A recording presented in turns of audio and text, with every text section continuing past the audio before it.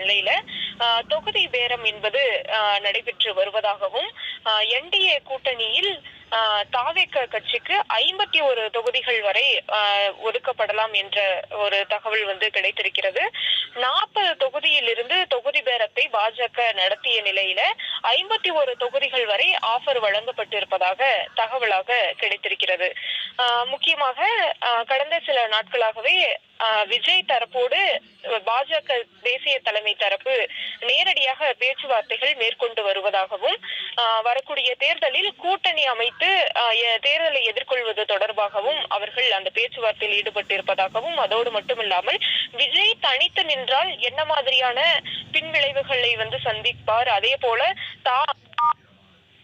திமுக வெற்றி வாய்ப்பு உருவாகக்கூடிய அந்த டேட்டா உள்ளிட்ட பல்வேறு டேட்டாக்களை எல்லாம் விஜயிடம் கொடுத்து விஜயை கன்வின்ஸ் செய்யக்கூடிய ஒரு பேச்சுவார்த்தைகளும் பாஜக ஈடுபட்டதாக நமக்கு தகவலாக வந்திருக்கிறது.